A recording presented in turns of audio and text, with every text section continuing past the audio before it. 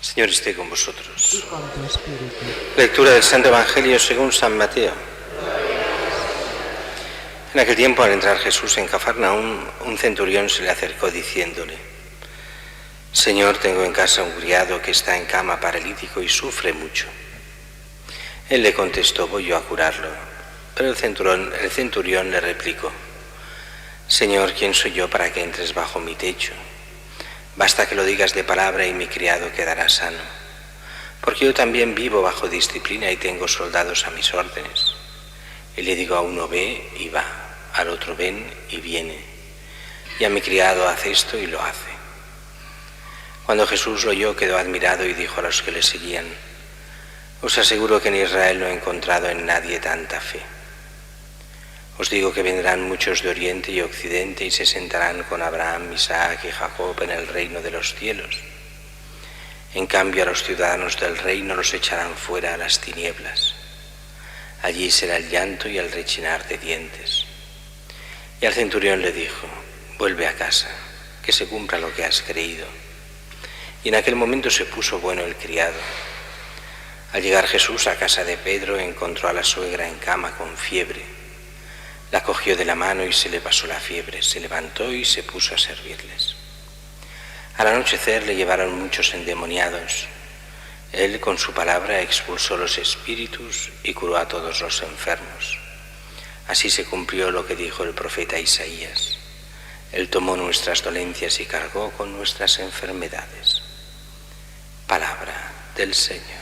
Gloria a ti, Señor Jesús. Muchas cosas en estas lecturas de hoy. En la primera, Génesis, solo un pequeño detalle, si os fijáis, es ese texto en el que se aparece Dios, pero en tres personas. Y es curioso porque son estos tres hombres, le llama hombres en el sentido de figura humana, que se le aparecen, pero al cual Abraham le llama Señor. Le llama en singular a los tres.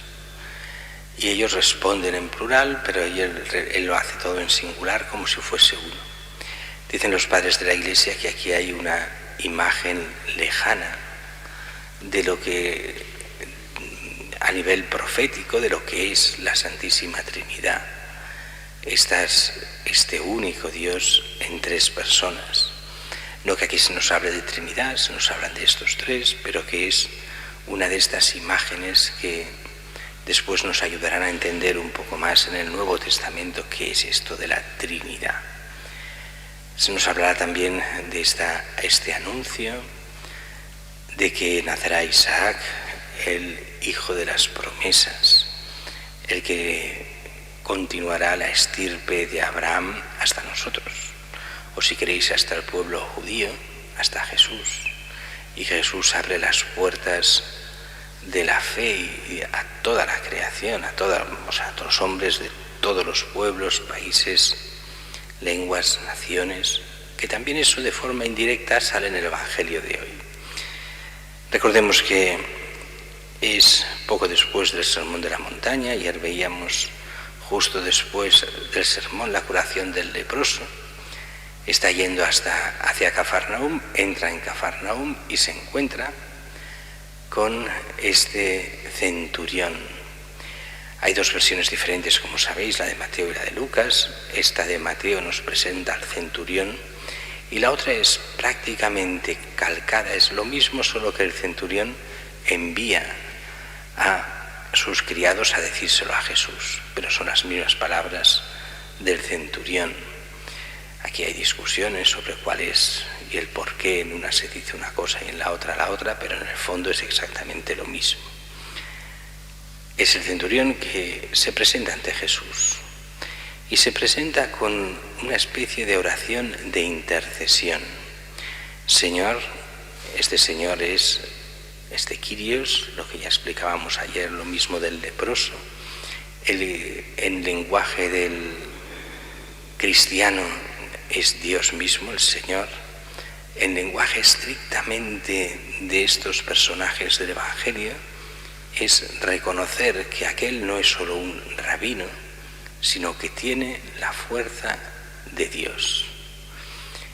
¿En qué sentido creían que este Señor es Dios mismo o solo que es el portador de la fuerza de Dios y como tal ejerce con toda la potencia de Dios? No lo sabemos. Pero la palabra Señor se refiere a la divinidad, esto está claro, o al menos a la fuerza divina que está en Jesús. Señor, tengo en casa un criado que está en cama paralítico, sufre mucho, o sea, está intercediendo por su siervo. No por él, plegaria de intercesión por los males, en este caso físicos, de un siervo suyo. Un centurión, que es el jefe de la guarnición, nos dirá muy bien el Evangelio de Lucas, que ayudaba, aunque era gentil, o sea, no era judío, pero ayudó a los judíos y les construyó la sinagoga de Cafarnaúm, con lo cual se mostraba una persona realmente abierta a la fe, aunque no fuese directamente judío. Y lo curioso de eso es que va con fe a Jesús, directa. Viene a interceder. Si es un centurión y es el jefe de la plaza, quiere decir que tenía 100 soldados a sus órdenes. Cafarnaúm es un lugar de paso y ahí va bien para tener ahí una pequeña guarnición, que no estaba normalmente estas pequeñas guarniciones. No estaban a las órdenes de los militares, sino que los militares a las órdenes del poder civil. Venía a ser una especie, para entendernos, de lo que hoy sería la Guardia Civil o los Mossos d'Esquadra aquí en Cataluña. Vendría a ser los que de alguna forma están al servicio de lo que necesita el poder local por si habían problemas, lo que sería un poco la policía de la época.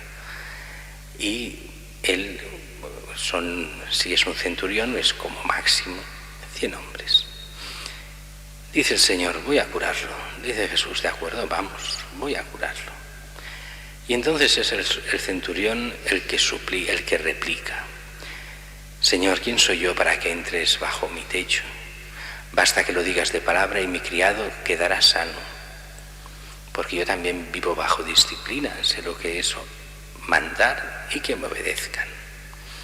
Así que no hace falta que vengas, basta que lo digas de palabra. Y Jesús nos dirá que jamás había visto tanta fe en Israel. Como es lógico, está hablando de los que iban a Jesús. No está hablando de todos los israelitas, no está hablando de la Virgen, que tenga más fe que la Virgen, ni mucho menos. La Virgen es el máximo modelo de fe. Está hablando de los que venían a ver a Jesús, de los sacerdotes del templo, de la gente que le escuchaba normalmente, de todos ellos. Este, que no es un judío, tiene más fe que todos ellos. Dice, queda tan admirado que entonces nos da una profecía a nosotros, y nos va bien esta profecía para entender más cosas del Evangelio.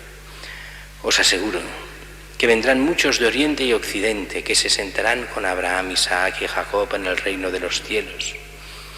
En cambio, a los ciudadanos del reino los echarán fuera a las tinieblas. Y aquí hemos de estar atentos porque lo que se nos está diciendo en el fondo es: muchos judíos se creen con derechos, ellos son los ciudadanos del reino de Dios, ellos se salvarán, los demás no.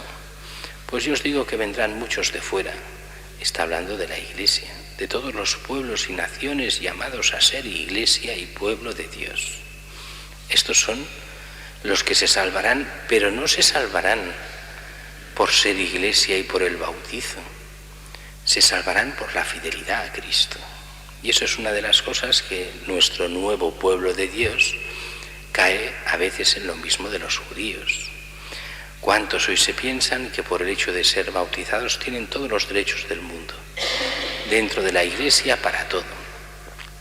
Y en el fondo, aunque con Dios uno no va nunca con derechos, creerse que uno tenga derechos ante Dios es empezar mal, es no haber entendido nada de quién es Dios.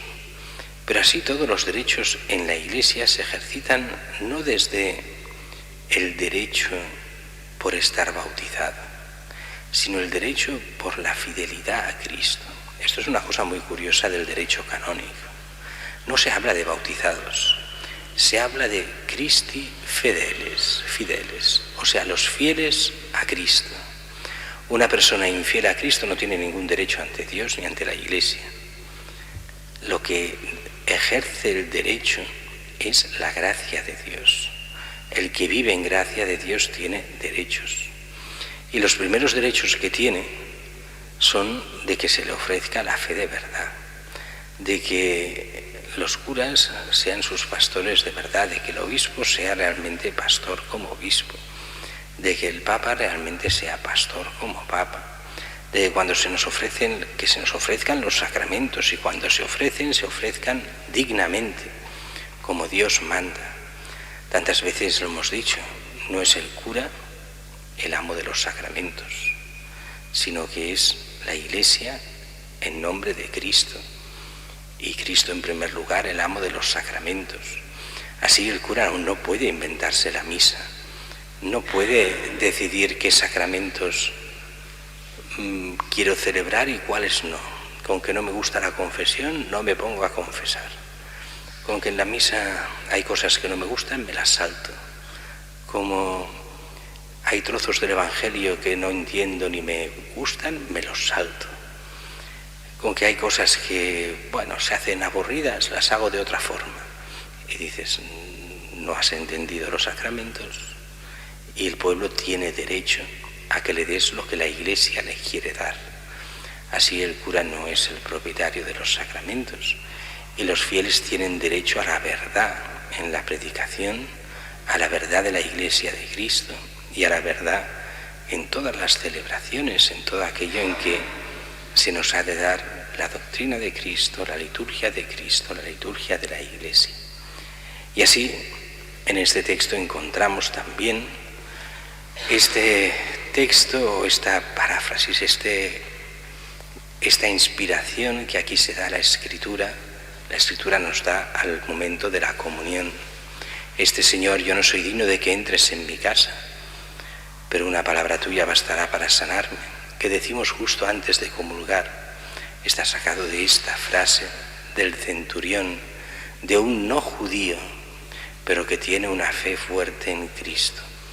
Le pedimos a nosotros, a Él, a Cristo, tener esa fe, la fe del centurión y más todavía, para que realmente creamos en su presencia real en la Eucaristía cuando comulgamos, y que Él con su gracia en cada comunión transforme nuestras vidas.